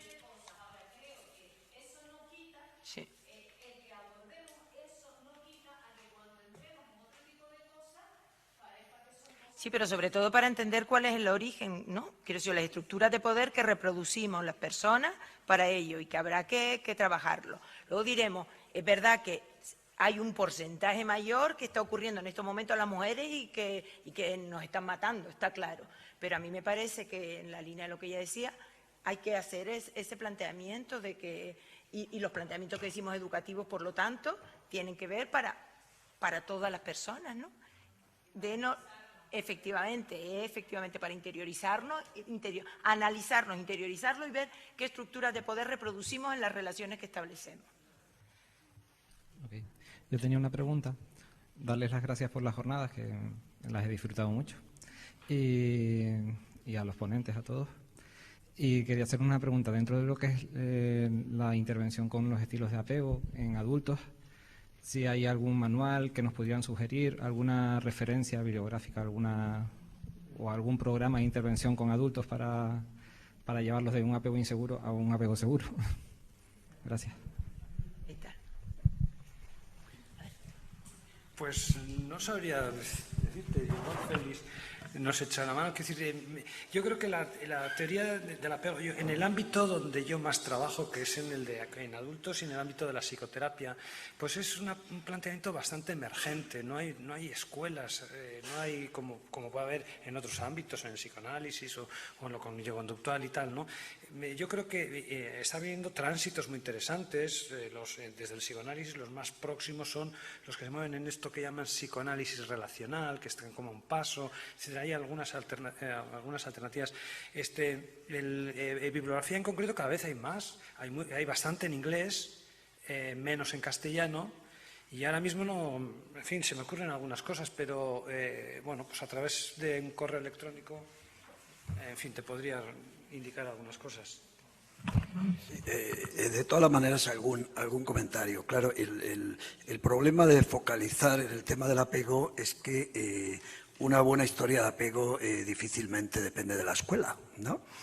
Entonces, claro, estamos hablando de programas de prevención que nosotros tal vez podamos implementar a través de la escuela y ayudándolo, de manera que no es tan fácil, es un tema más de trabajo con las familias y nosotros no cometer errores. Segundo, es muy importante tener en cuenta que según la teoría del apego, cualquier estilo de apego es compatible con la normalidad, o sea, no estamos hablando de patología, y que cualquier estilo de apego en condiciones normales debe ser capaz de tener un comportamiento ético y de autocontrol.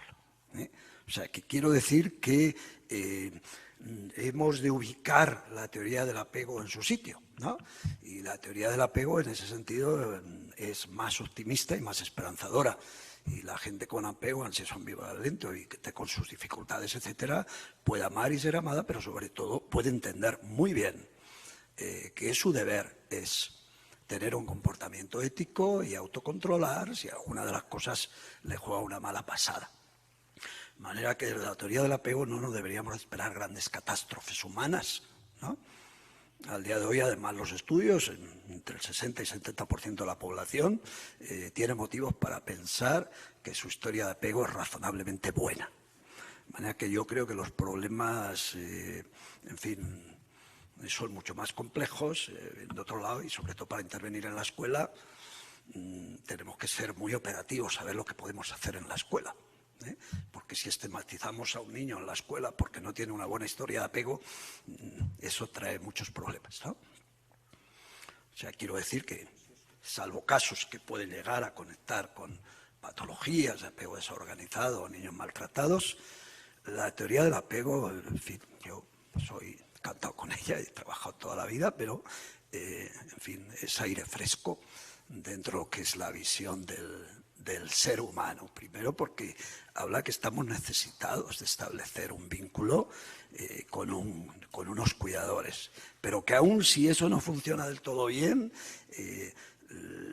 las formas, a los casos extremos, son compatibles con la normalidad y no deben exculpar a nadie. Por eso yo pongo más el énfasis en lo que se puede hacer en la escuela, en lo que se puede, y luego hay que trabajar con las familias también, claro, ¿no? Este es un poco mi enfoque, ¿no?, en relación con el apego.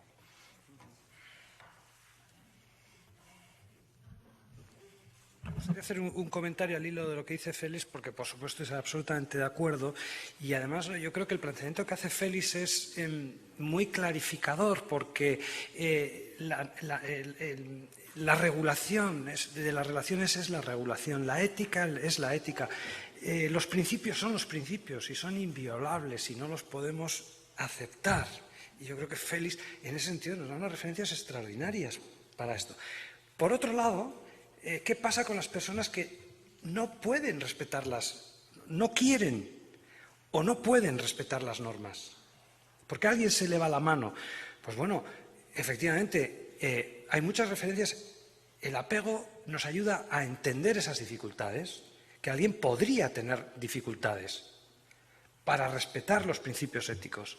Y entonces tendríamos que ver también en la posibilidad de ayudar, Comprender no es justificar, es comprender. Ayudar a aquellos que se pasan 4 pueblos, aquellos que no tienen recursos psicológicos y pasan la raya roja de la violencia. A mí en eso me ayuda a comprender, ¿no?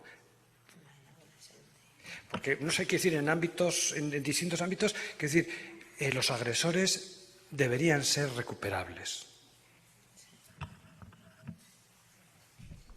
Yo quería hacer referencia al término y a lo que planteaba la compañera, si es violencia de género, la violencia que se da entre las personas del mismo sexo, ¿no? Yo creo que es muy importante también, que puede ser un debate que podemos poner sobre la mesa, pero a mí me parece fundamental, y enmarcándolo en el ámbito educativo, que cuando vamos al aula y hablamos con los chicos y con las chicas sobre algo tan importante como puede ser la violencia de género, que para mí es sinónimo de la violencia que se ejerce contra las mujeres, de la violencia machista, yo creo que es fundamental establecer que es una violencia muy específica. No podemos hablar de violencia general, pero la violencia que se ejerce contra las mujeres que nos están asesinando es una violencia muy específica y tiene un nombre que podemos cuestionar en un futuro, porque yo creo que son debates que quedan pendientes y que podemos poner sobre la mesa también y decir que igual las categorías ya no son válidas para definir esos conceptos que incluso los recoge la propia ley, tanto la ley canaria como la ley estatal. Es decir, la diferencia de uno y otro, como todo el mundo sabe, es que una está en el ámbito de la pareja y la otra habla de otras formas de violencia de género. Pero cuando hablamos de esa violencia, hablamos de la violencia que se ejerce sobre las mujeres. Es decir, evidentemente que puede haber otro tipo de violencia, que las hay y las vivimos diariamente, está clarísimo. Pero cuando nos dirigimos al alumnado, hasta que no hayan debates previos, que debatamos, reflexionemos y podamos cambiar o decidamos cambiar esas categorías, que también tenemos la legitimidad para hacerla, ¿no?, entre todas y todos, yo creo que tiene que estar muy claro que la violencia de género es la violencia que se ejerce contra las mujeres, contra las niñas, contra las adolescentes. Y los últimos datos también nos ponen las alertas diciendo que ha aumentado la violencia que se ejerce sobre la mujer en edades de adolescencia. Por lo tanto, yo creo que son debates amplios. Yo soy la primera que creo que es importante poner otras cuestiones ya en boga, porque el discurso también tiene que ir avanzando con la sociedad, evidentemente, tenemos que estar al día y abrir esos debates, pero creo que cuando planteamos esa cuestión en espacios como estos y aplicándola al ámbito educativo fundamentalmente, creo que es necesario que los conceptos queden claros, aunque después podamos cuestionarlos, ¿no?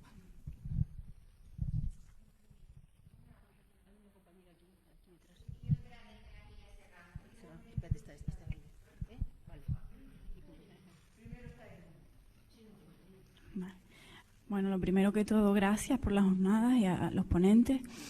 Y quería preguntarles si conocen y cuántas personas aquí conocen la existencia de formación profesional del ciclo superior en promoción de la igualdad de género, que yo me enteré de este ciclo por pura casualidad. O sea, ¿qué creen si creen que se debería de promocionar estos estudios, esta formación? Porque tienen su importancia, la verdad.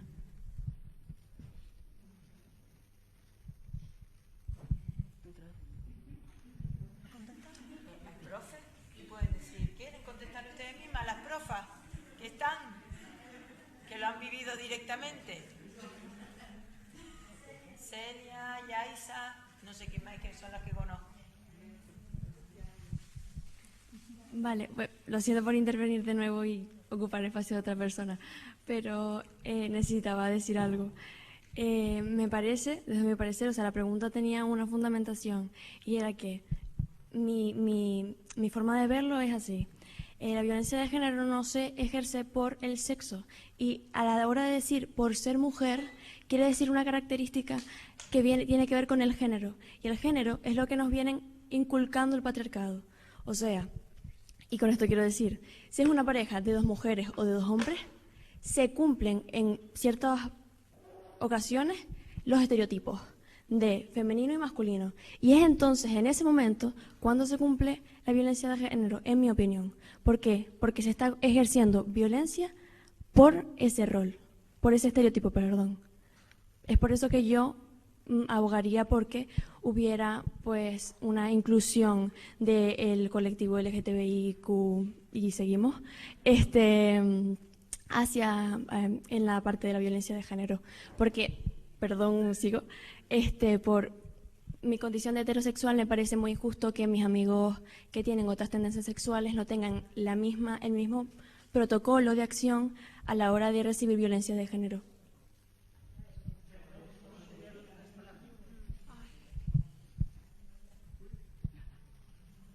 Agradezco la aclaración, porque yo también quiero decir solamente esto. Tenemos que estar las chicas atentas y las mujeres, porque hay un discurso que circula. Ayer vi un vídeo en YouTube de una famosa, ¿por qué las feministas no defienden los derechos de los hombres? Era el planteamiento, ¿no? A mí me da risa. Por eso te agradezco que lo hayas aclarado, porque a ver si puedo enlazar las dos cosas, que es muy, muy sencillo. Las feministas decimos violencia machista y las feministas decimos también violencia de género. No vamos a definirlo ahora, pero tenemos que tener cuidado, porque parece que hay algunos discursos como ese de que las mujeres no defendemos a los hombres, a los que agredimos, sino que lo que queremos es defender nuestros derechos, que nos quieren despistar, ¿sabes? Que nos quieren despistar y luego decimos, vamos por ahí diciendo cosas y tirando piedras sobre nuestro propio tejado.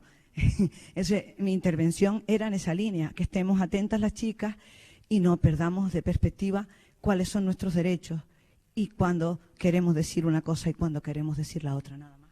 Gracias, y gracias a ustedes por estar ahí y decir todas las cosas hermosas que dicen y nos animan.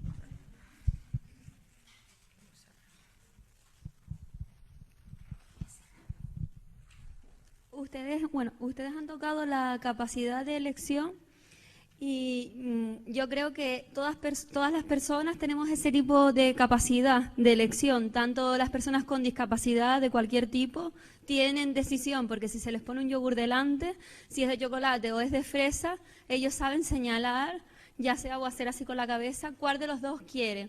Entonces, como yo llegué un poco tarde, me gustaría que me pudieran decir en resumida o me puedan recomendar algún artículo o algo para documentarme un poco mejor en esto,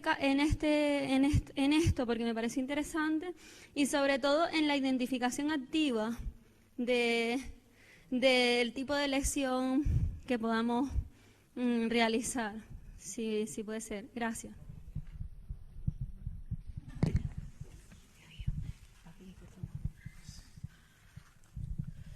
No, solo quería decir, felicitarles un poco por las aportaciones que han hecho desde la mesa, pero que la deriva esta que ha cogido el debate me deja un poco desconcertada y preocupada. Podemos entender todos y todas que, en fin, que la violencia de género, primero, que las causas pueden ser complejas de analizar, que a lo mejor, no sé, nos tendríamos que remontar a teorías antropológicas, sociológicas, culturales, un montón de cosas. De acuerdo. Que la teoría del apego puede aportar, yo creo que es insuficiente, me parece, que no explica, con todos los respetos, no explica por qué esos perfiles que se han descrito de personas, ¿no?, inseguras, ambivalentes, tal, no explica, desde mi punto de vista, por qué luego hay una incidencia tan fuerte de violencia, de traspasar esa frontera de no respeto a la ética.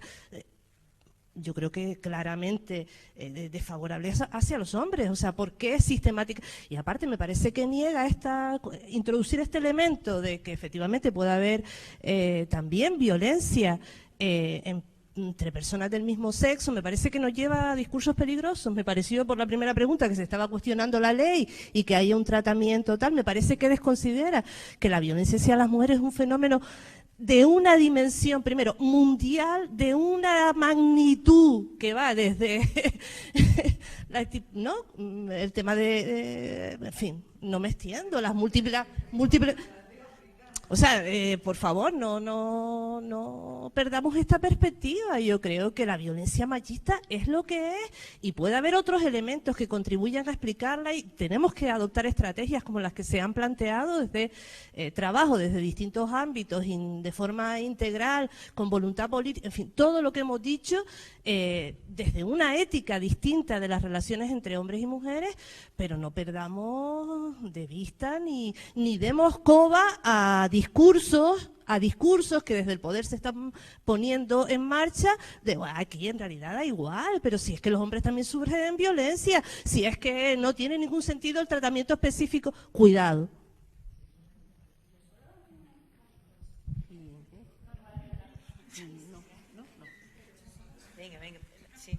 Yo solo es un ejemplo concreto también de que, o a lo que estaban diciendo, ¿no? Porque, por ejemplo, para mí entonces una pareja heterosexual en la que ella adopta los estereotipos que normalmente vemos como que son los socialmente aceptados o los que lleva a cabo una mujer y el hombre, una pareja heterosexual, el hombre adopta los estereotipos que en una pareja normalmente pensamos que es de una mujer y la mujer al revés, ¿no? Entonces también estamos hablando contestando un poco la pregunta, porque creo que sí hay que matizar, estamos hablando entonces de violencia de género también, en ese caso, en el que los estereotipos son se asignan al revés, claro que no. Entonces yo creo que, pero entonces no podemos poner el mismo ejemplo en una pareja homosexual, o estaríamos... En ese ejemplo, o sea, yo creo que no, que la violencia de género va mucho más allá, como está diciendo ella, ¿no? Entonces, no podemos perderlo. Es verdad que el trabajo, estamos hablando de una ética y un trabajo con todos, tanto con ellos como con ellas, y un trabajo integral. Pero al hablar de violencia de género, creo que sí que tenemos que matizarlo, ¿no? Permitís dos frases, solo casi como por alusiones, ¿no? Es que me voy muy intranquilo si de aquí, si se queda esa idea de que la teoría del apego explica todo. No, hay muchísima, yo lo digo con absoluta modestia, porque ni siquiera los psicólogos nos ponemos de acuerdo, ¿me entiendes? Es decir, hay lecturas, mira, a mí lo que me preocupa, quizá tengo un sesgo porque he trabajado bastante en psicoterapia, desde la psicología individual y tal y cual, ¿no?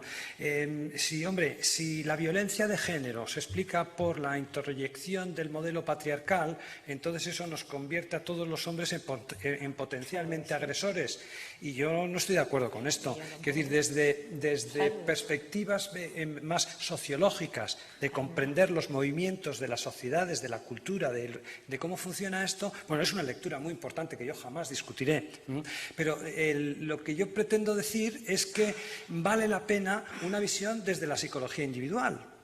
Y desde la psicología individual para comprender, porque hay un montón. Mirad, no es lo mismo el que asesina a una mujer diciendo la maté porque era mía, algo que a mí me impresionó una vez, un señor que mata a su mujer, a sus hijos y a su perro y se suicida. Y dices, joder, ha matado a todo lo que quería. Y dices, pues no parece que sean los mismos perfiles. Entonces, los mecanismos que explican las diferencias individuales de cómo ejercer la violencia a mí me preocupan mucho, y esa visión individual hay que ponerla sobre la mesa. La teoría del apego hace aportaciones interesantes, como decía Félix, aire fresco, pero no es la única, ni la que tiene la última palabra en absoluto. Desde mi punto de vista, no mata a todo lo que quiere, mata a todo lo que posee, a todo lo que considera que es suyo.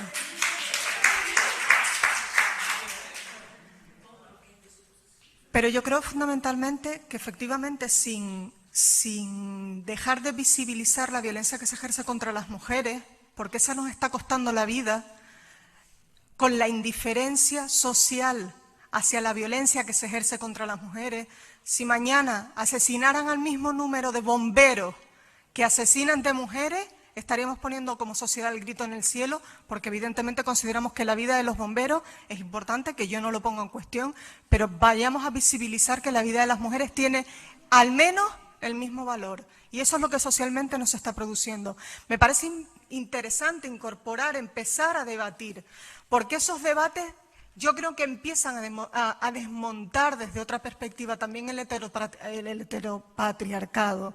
En la medida en que cuestiona esa imposición de roles, cuestiona sistemáticamente esa imposición de roles y desde ese punto de vista dejamos de reproducir este sistema que sigue colocándonos en situaciones y posiciones de desigualdad.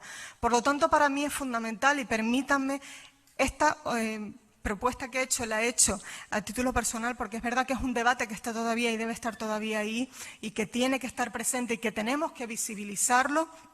Pero sí considero importante que no olvidemos lo que planteaba con relación a la violencia que se ejerce contra las mujeres, y no quiero que olvidemos que aquí estamos hablando de prevención y tenemos que empezar a exigir que la prevención esté presente.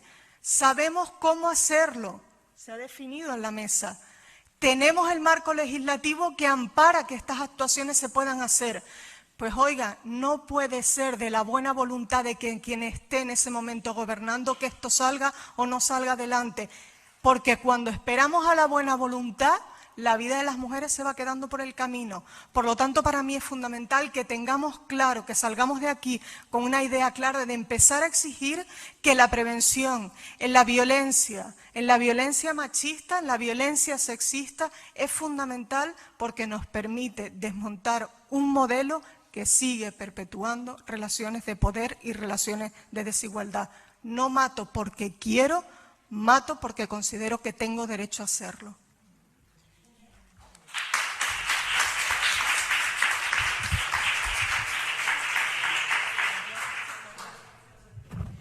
Sí, bueno, yo estoy absolutamente de acuerdo y, en fin, del lado que hay que estar en estas cuestiones. Solo quiero hacer una observación para, en fin, es casi como autoconsuelo, ¿no?, de consideración.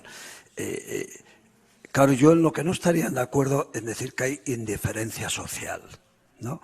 Lo que hay es impotencia social, ineficacia política, etcétera. Pero yo estoy rodeado de gente, hablo con mucha gente, estoy con mucha gente, y la verdad es que nos hace un daño terrible, ¿no?, la idea de cómo es posible que esto ocurra y ocurra una y otra vez y no seamos capaces de pararlo, ¿no?